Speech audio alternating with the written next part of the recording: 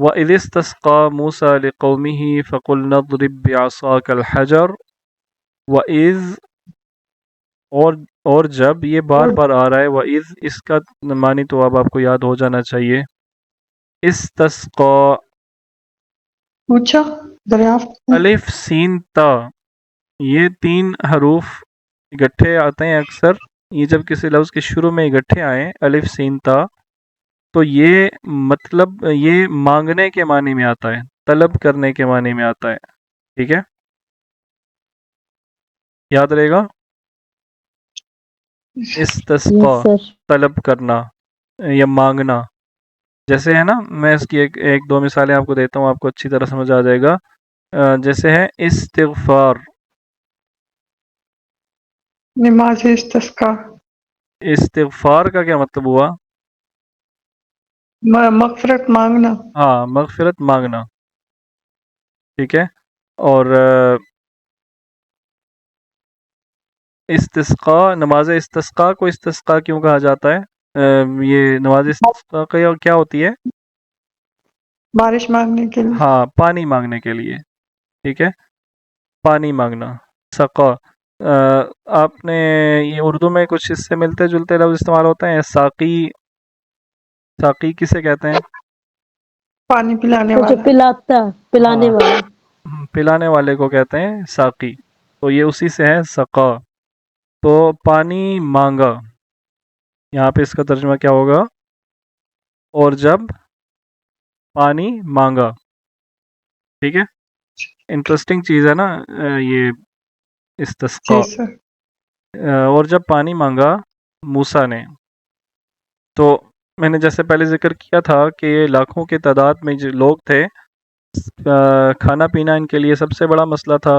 کھانے کا حل تو اللہ تعالیٰ نے جو کیا وہ آپ کو بتا دیا گیا پچھلی آیات میں، من و سلوہ کے ذریعے سے. اور پھر پانی کا بڑا مسئلہ تھا، تو اللہ تعالیٰ نے، تو موسیٰ علیہ السلام نے اللہ تعالیٰ سے پانی مانگا اپنی قوم کے لیے، لی قومی ہی، اپنی قوم کے لیے.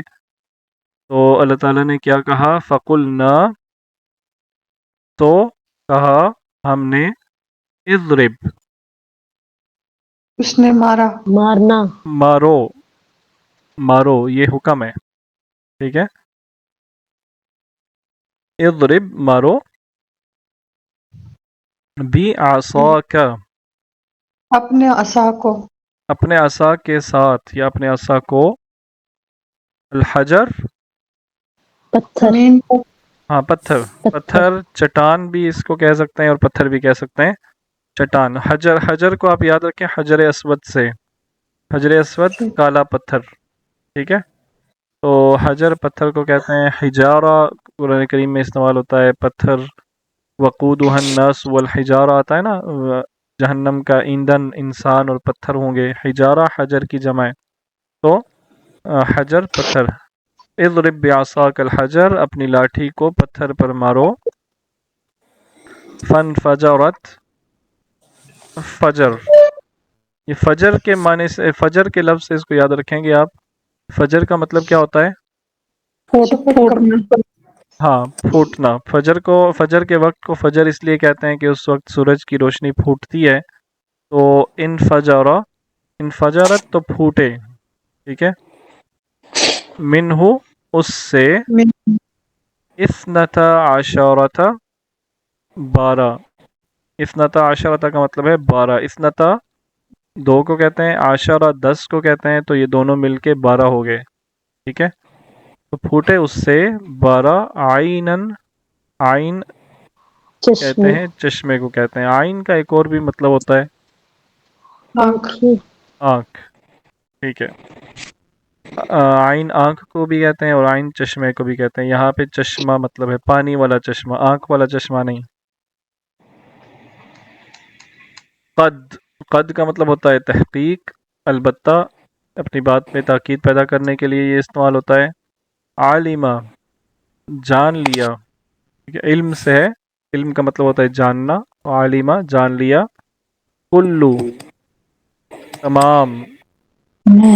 ٹھیک ہے، ہر یا تمام. اناسن، اناس لوگوں کو کہتے ہیں، ناس. ٹھیک ہے، قل اعوذ برب الناس. لوگوں نے، کل اناسن تمام لوگوں نے، قد علم کل اناسن تو جان لیا تمام لوگوں نے، مشربہم، مشرب کہتے ہیں پینے کی جگہ، ٹھیک ہے، اپنے مشرب کو، اپنے پینے کی جگہ کو، ٹھیک ہے، اپنے گھاٹ کو، گھاٹ بھی کہتے ہیں اردو میں، ایک لفظ استعمال ہوتا ہے گھاٹ، اپنے پینے کی جگہ کو پہچان لیا، ٹھیک ہے۔